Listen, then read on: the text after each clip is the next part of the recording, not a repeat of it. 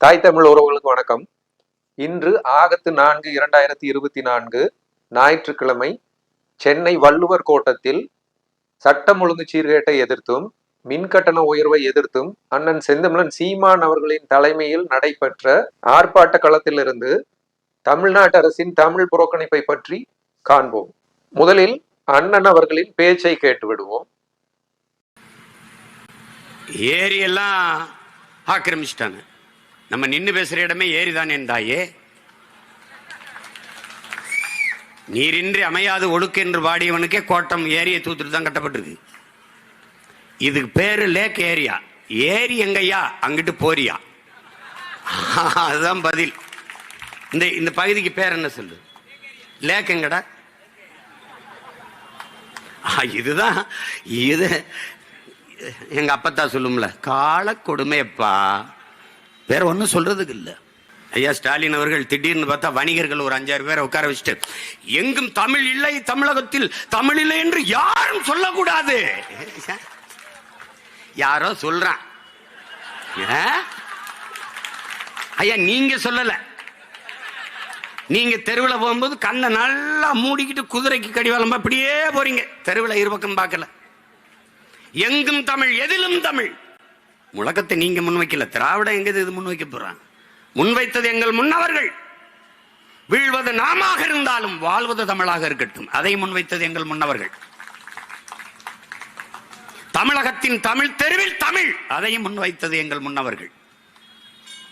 மணக்க வரும் தென்றலிலே குளிராய் இல்லை, தோப்பில் நிழலாய் இல்லை, தனி பெரிதாம் துன்பம் இது தமிழகத்தின் தமிழ் தெருவில் தமிழ்தான் இல்லை. இது எங்கள் தாத்தன் புரட்சி பாவலன்.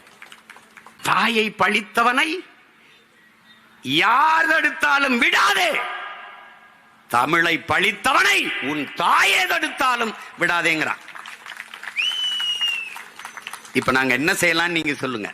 பேரு தமிழ்நாடு என் உடன் பிறந்தவர்களே, தமிழுக்கும் தமிழர்களுக்கும் இது சுடுகாடு. எங்க தமிழ் இருக்கு?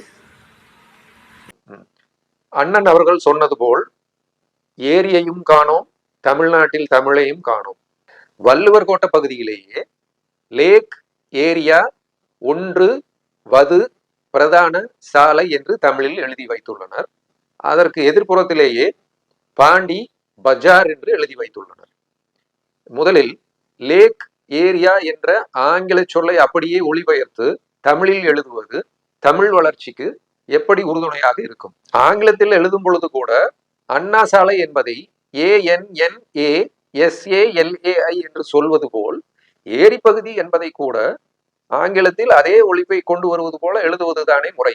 ஐரோப்பியர்களின் வருகைக்கு பின்னர் தான் நிறுத்தற்குறிகளை தமிழில் நாம் பயன்படுத்த தொடங்கினோம். அவர்களைப் போலவே எண்களை அப்படியே எழுதி இணைப்பு சொல்லை அதனை அடுத்து பயன்படுத்துவதை நாம் இப்பொழுது வழக்கமாக கொண்டுள்ளோம். அந்த வகையில் 1 அதன் அருகில் இணைப்பு சொல்லான வது என்று சேர்த்தால் 1 வது என்றுதான் பொருள் வரும் என்கின்றனர் அறிஞர் பெருமக்கள்.